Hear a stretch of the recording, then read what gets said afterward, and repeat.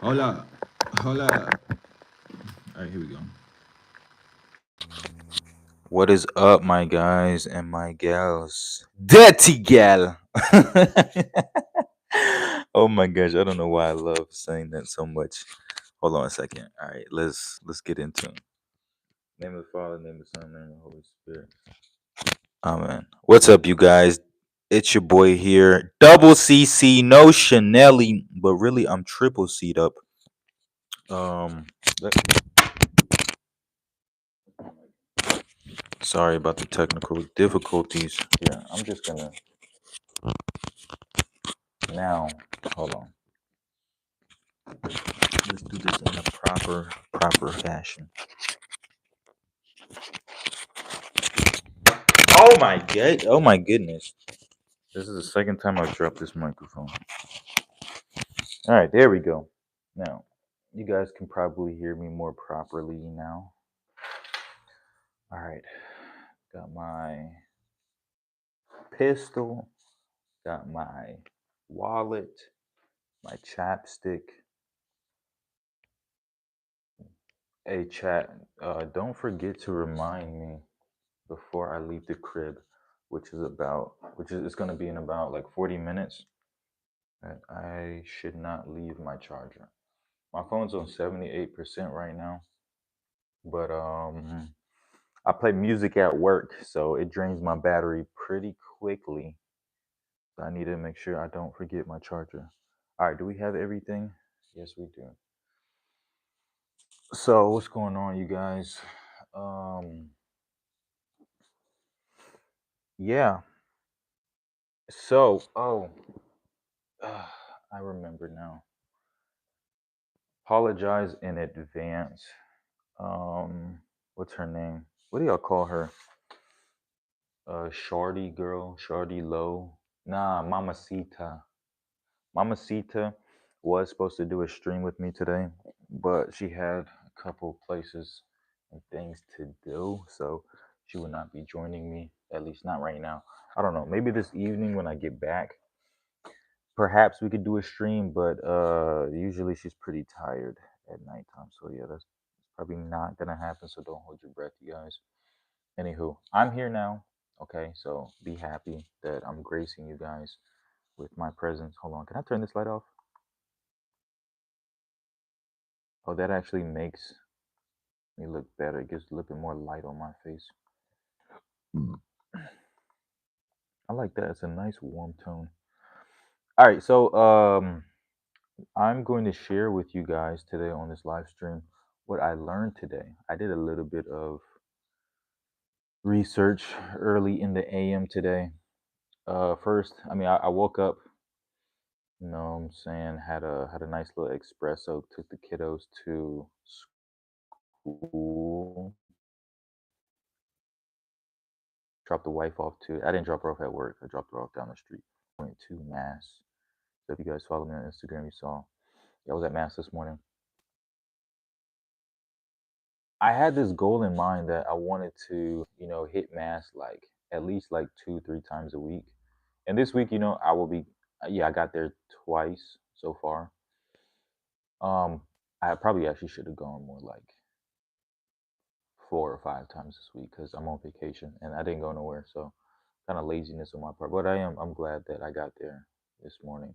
And to my surprise, it was a great time and it was kind of packed. There was a lot of people there, more than I'm used to whenever I go to like um, mass services during the week. Usually it's empty, like no one's there except for the OGs who come every single day, and that's like a very small group of old people.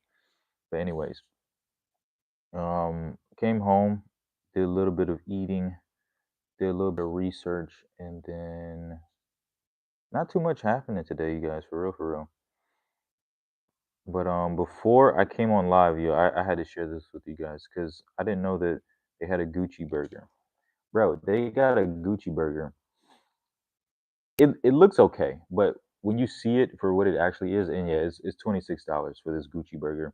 This dude right here, I don't know his name, but I watch his food review videos sometimes, and he was reviewing the food at the Gucci restaurant, and a lot of high fashion brands, they have restaurants. First, he tried this foam.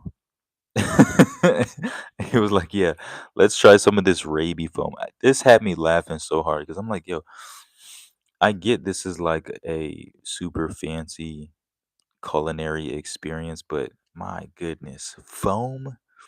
And it had like breadcrumbs in it or something. It's like some butter and bread at the bottom, but you pay a lot of money. Actually, no, this was free. This was free, but still, um, foam.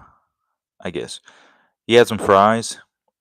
He said the foam was all right, but he had some fries. What we really wanted to know was how was the Gucci burger? And as you can see, here's the burger. I don't see any cheese on here. I don't really like to eat burgers without cheese. A nicely thin sliced tomato is good.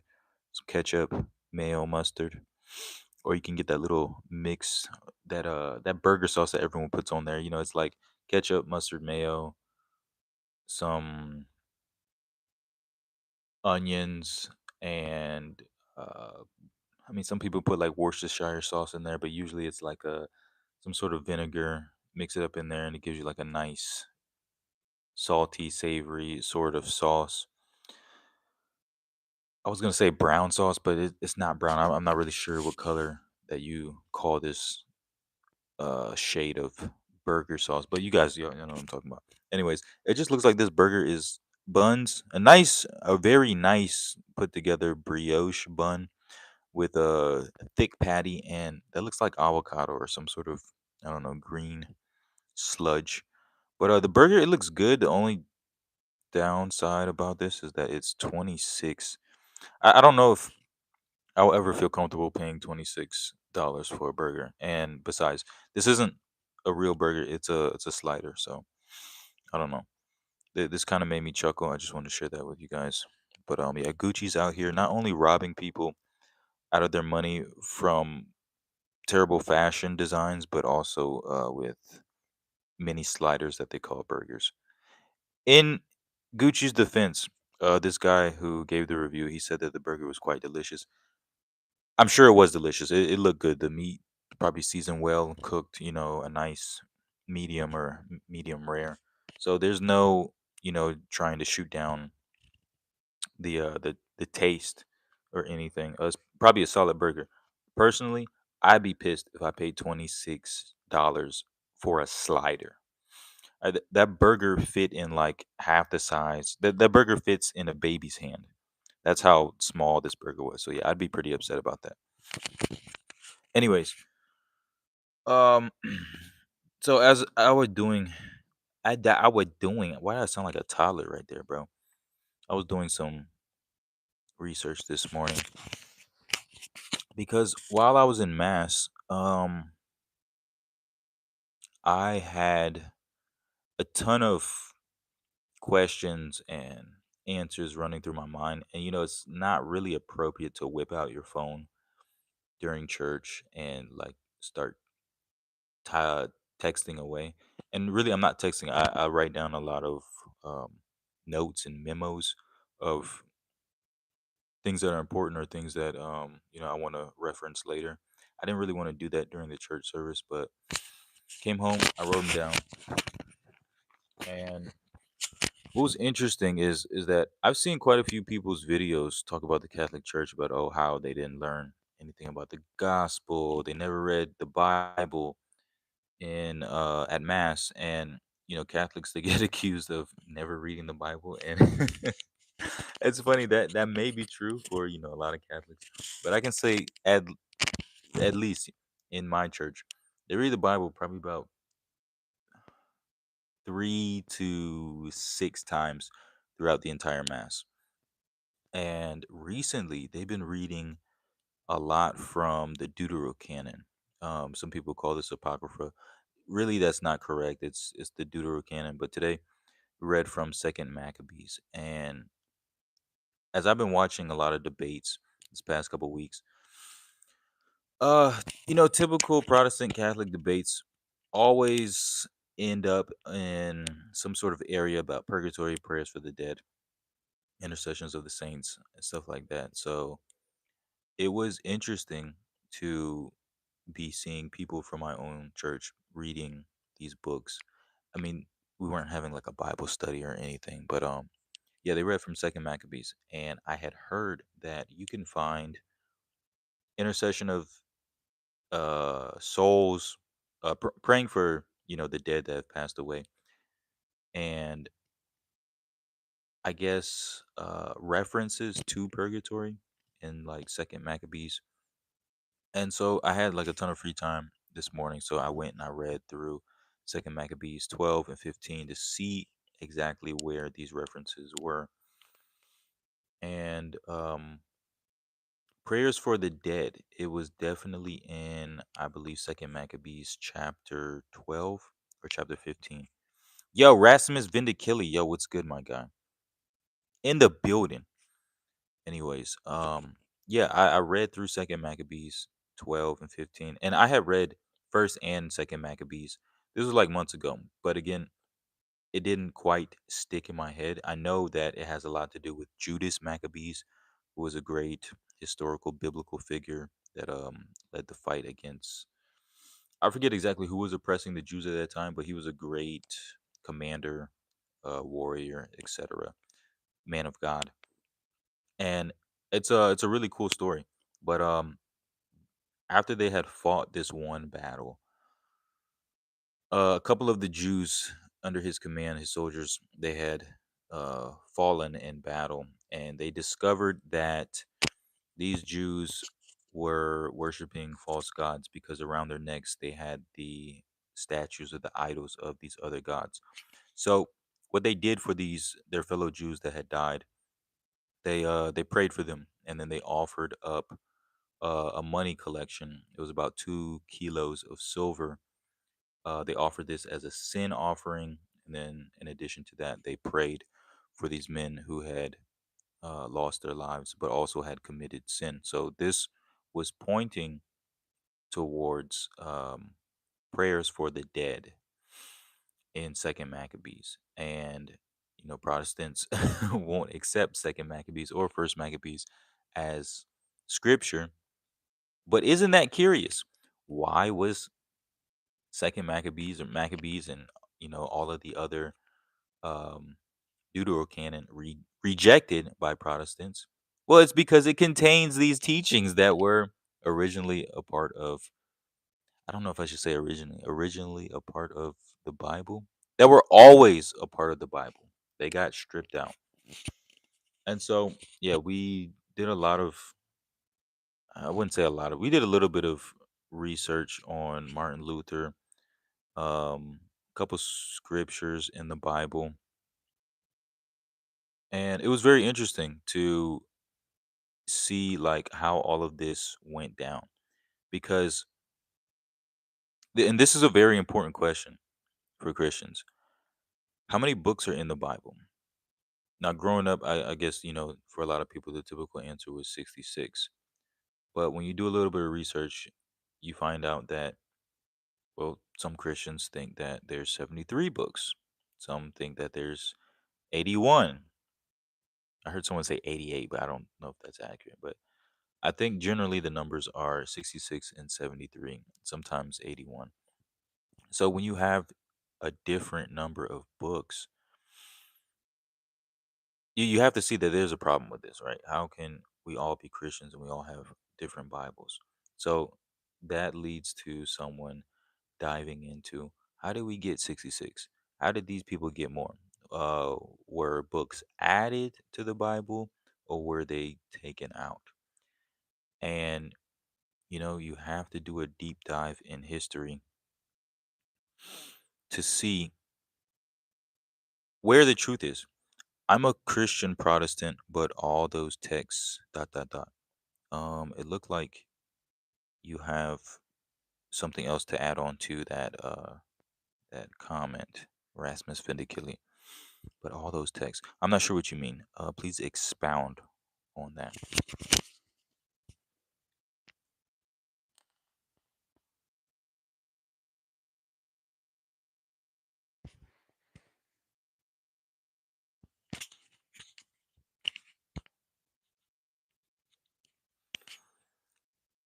I wish I had my my what do you call it? My whiteboard so that I could draw this for you because I feel like a lot of people are visual learners. So if you see this, it would become more clear to you. But if you can imagine, right, you have like a timeline. The beginning of Christianity, we can say like the birth of Jesus, right?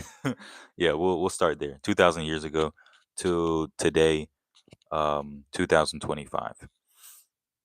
So this is the entirety of Christianity. And you see when the first Bible was put together. And I got different dates here. So the Council of Rome, Council of Hippo, Council of Carthage, all in like the 300s and 400s. So we have the dates 382, 393, and 419, and also 397. These is when different ecumenical councils got together and they really stamped down the com- and this included what some people call the Apocrypha, but really it's the Deuterocanon, right, which includes 7 additional books to Protestants, 66. And when you think about this, for over 1,000, like 500 years, Christians have held to a Bible that was 73 books. It's only been within what, like the last 500, maybe 600 years that Christians have adopted a 66 book Bible. And so, if you think deeply about this, right, the gears in your mind start turning, and you have to wonder, well, why is this? Why, for the majority of Christianity, all these Christians believe that there's 73 books in the Bible, and majority of Christians today believe that too. But then we have Protestants who say no, it's 66. Where in the Bible does it even tell you how many books are supposed to be in there? How do you know that you have the correct amount of books? Were books added? Were books taken out? Can we add more books to the Bible? Again, where in the Bible does it say that 66 books belong here?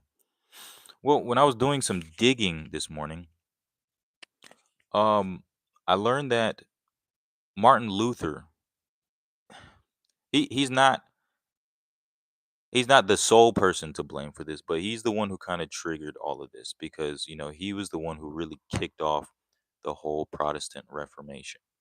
And so Martin Luther had his Bible, and he had his own theology.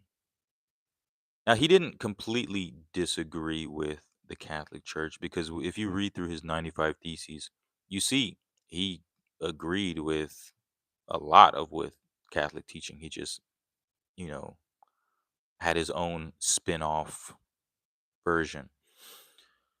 But in his Bible, he had these 7 additional, I'm not going to say additional. He had these 7 books in his Bible, okay? He never took these books out of his Bible, but what he did was he put them in a special category labeled Apocrypha. And because Luther was popular, he had influence, he had connections to the printing press, and Europe was already in a religious revolution. It was easy for people to adopt his version. So once people got a hold of his versions and then it hit the printing press, they started running with this idea that these 7 books were apocrypha or secret or hidden teachings not really in complete coherence with real Christian teaching. But this was all the opinion of Martin Luther. And you have to think, bro, who the hell is Martin Luther? Okay, Martin Luther, he's not a prophet. He's not Jesus Christ. He wasn't an apostle. How does this man have so much pull? Well, it's because he had a crazy influence. He was super popular. He was like the Michael Jackson of his era. I don't know if we should call him Michael Jackson. Maybe he was like the Playboy Cardi or like the Drake of of this era. So Martin Luther, he definitely had motion, right? He could really influence people's minds and make changes happen. So that's why all of this happened. And it happened so quickly because you have to think with the invention of the printing press, Bibles can be very quickly made and distributed versus how we previously had Bibles, which was hand copied, everything handwritten. That takes years, bro, to sit and have scribes copy word for word, letter for letter, bar for bar the Bible. So once people and the printing press got a hold of Martin Luther's copy, and also you have in 19 I said 19, oh my goodness, Lord forgive me, in 1647 you have the Westminster Confession. It's a group of Reformed Protestants. They formally came together and declared that these seven books were apocrypha and really didn't belong in the Bible. Add that with the printing press, and you can save a lot of money by not printing these seven books because paper equals more money. Smaller Bibles, less money being used, and you can get it done a lot faster. In addition, with the belief that these seven books are not actually scripture, that's how you get the 66 book canon for today. We can Google ish, and how will we ever know? We all know that we existed more than 2,000 years. You won't find God in a Bible or text or church. We can all Google it. Tycho Brahe, Rasmus Vindicilli. You know how I feel about people popping Percocets and coming into the chat, bro. But yeah, very very interesting stuff. I know a lot of people would probably be like, "Oh my gosh, like, we're not trying to hear none of that God ish, bro." I feel like that's a lot of people's mentality. They don't really care about God. They don't care about religion either. But yeah, this is very interesting stuff for me. Like when I come across a person that actually likes religion or studies it a little bit, I could just go on for days about this. It's like impossible to shut me up. But this is my to-do list.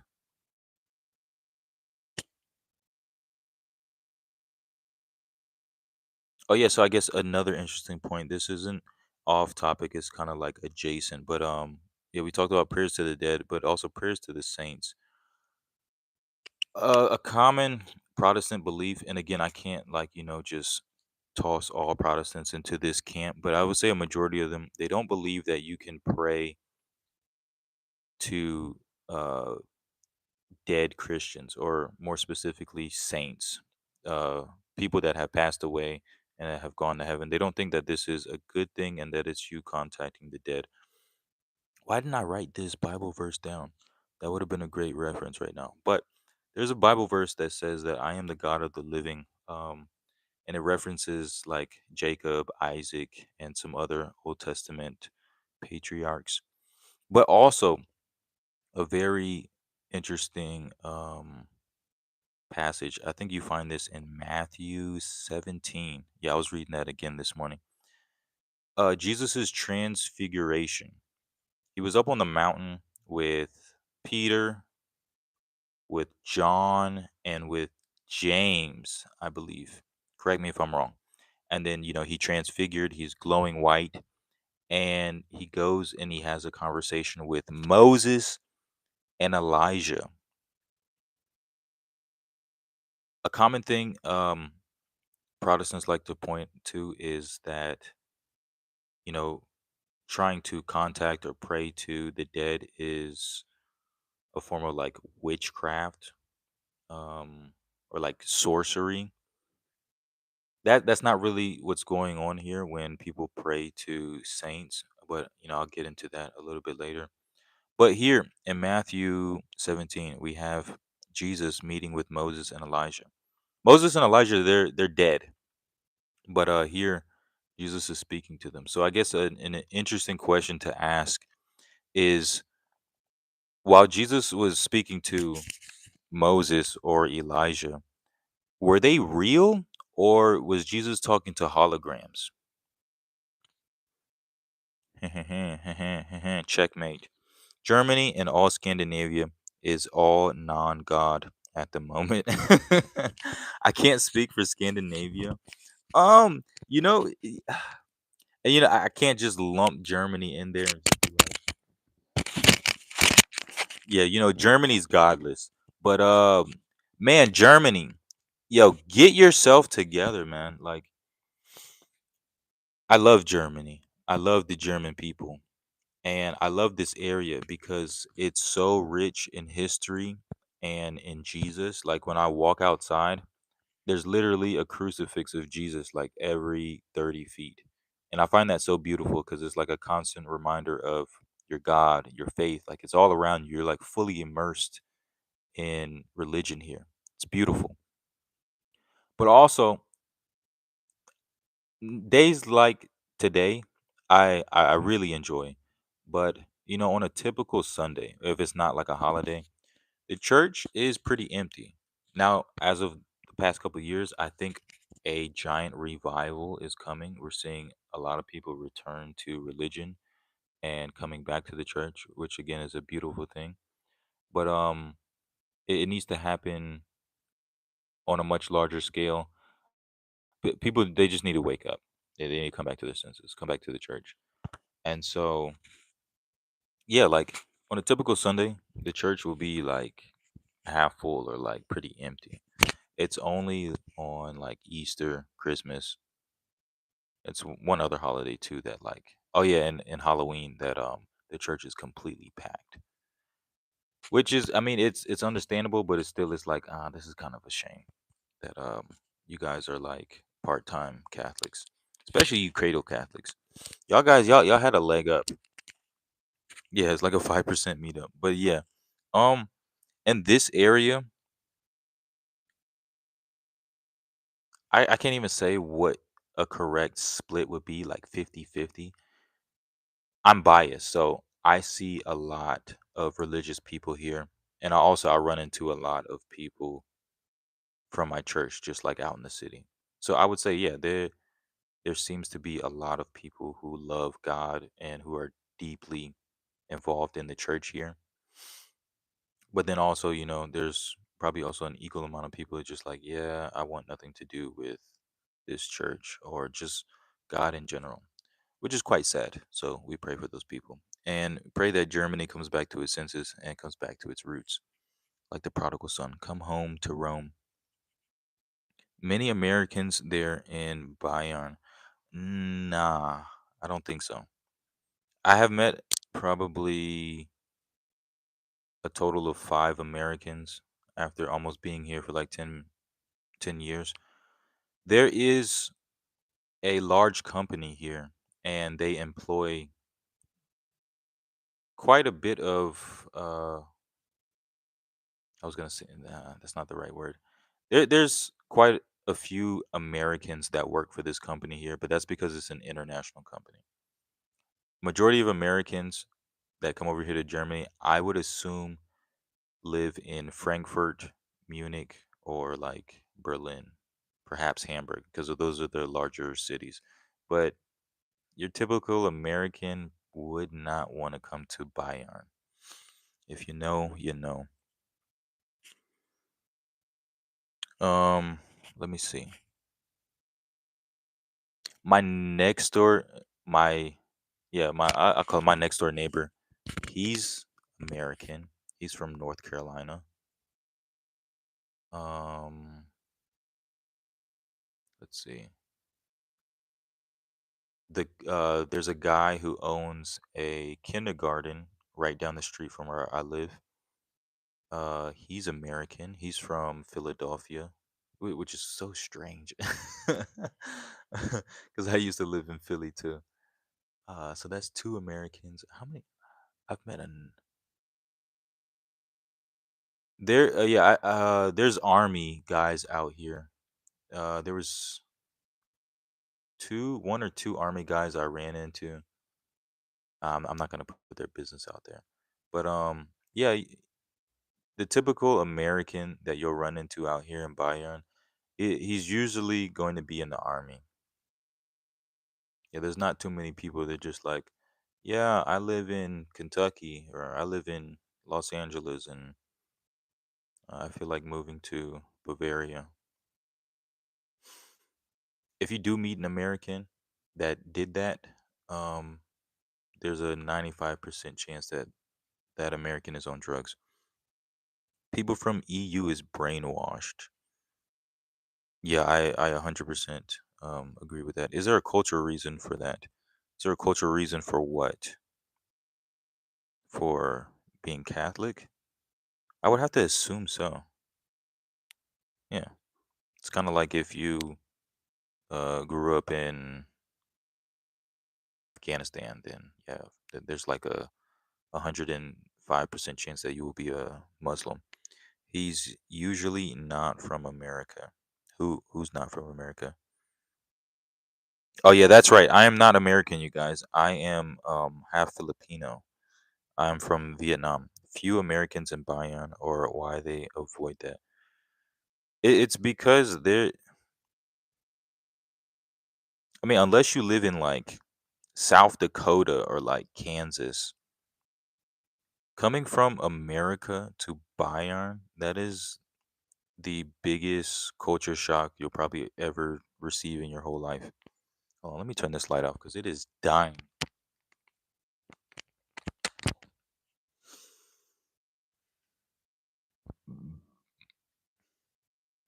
Imagine, and this is probably a very terrible analogy, but to get your mind thinking in the right direction. Imagine moving from Los Angeles to New Delhi. Now it's not that bad living here, right? I guess I mean because I'm used to it. I'm a chameleon. I can adapt to any environment. But for most people, you'd probably be like, "Yeah, nah," and you'd want to leave immediately. There's not that much to do here in Bavaria. Um, it's a lot of small cities or small villages.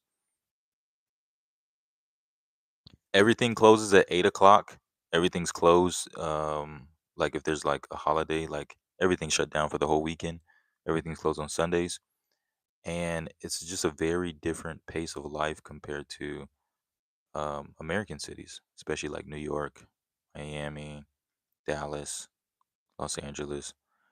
Yeah, if you live in like LA and then you decide to move to Ingolstadt, you're gonna be like, "Yo, what did I do?"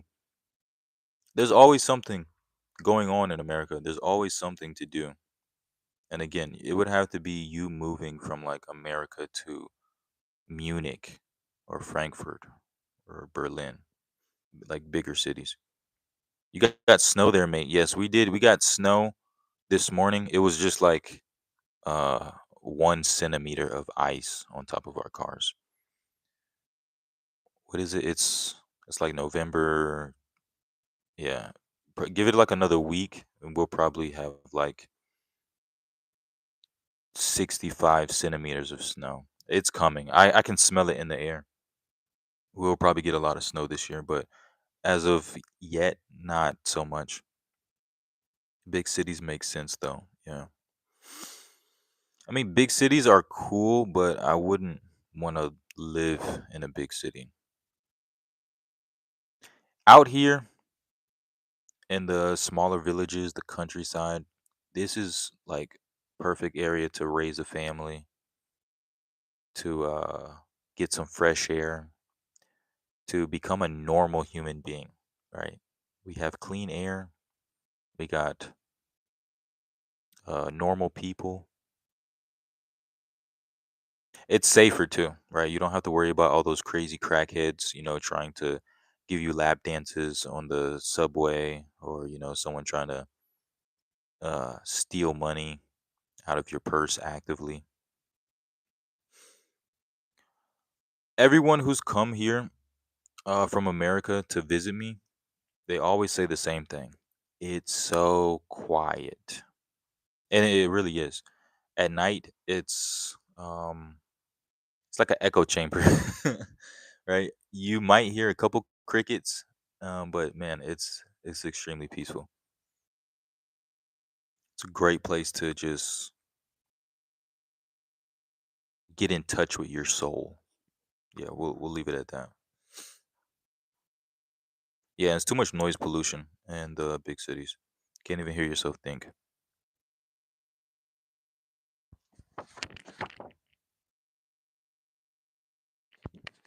But all right, you guys, I have to go to work. Will I live stream at work? Probably not. I used to, but with that being said, you guys, I hope y'all have an amazing evening. Thank you guys for hanging out with me, and go do something with your life. Can you speak some German for me, mate, with some dialect? Yeah, what do you want me to say? Schnitzel, Bratwurst, Guten Tag. Guten Tag. My German accent is quite terrible. I wish I knew how to do what do they call it? Impressions a lot better. If I could do like a really good German impression. I know y'all say a lot of stuff with like V Z Z. But yeah, I'm terrible at doing impressions, bro. Passport bitte. See, that was terrible. Do Arnold. See, Arnold's easy, right? Because he's Austrian. You did it. Hold on. I'm about to, yeah, man, y'all about to clown. You did it, chopper. What nigga? Now that's not Arnold. Hold on. What does Arnold say? Um, I'll be back. I'm going to eat some Kartoffel with Schnitzel. Now this is the worst Arnold Schwarzenegger you guys have ever heard. Hold on, give me like a script, and I'll try and read it like Arnold. What is something Arnold would say? All the beautiful women, and I pump the muscle until I feel myself coming. That was trash, bro. More, you're so bad, mate. Yeah, I know that's terrible. If you guys would give me like a Irish accent, I can do that, or no, like an Australian accent. Yeah, I told you guys my German impression is terrible. I will work on it though. Okay, for the next 3 days, I'm gonna work on my Austrian and German accent.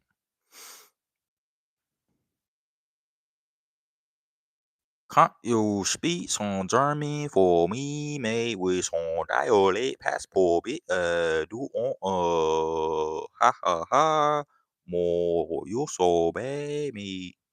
We'll see. Alright, you guys. I will be going now. Alright, Rasmus Vindicilli and whoever else is watching in the chat. I'm out. I got stuff to do. Alright. Not really. I do have stuff to do. I need to go to work now.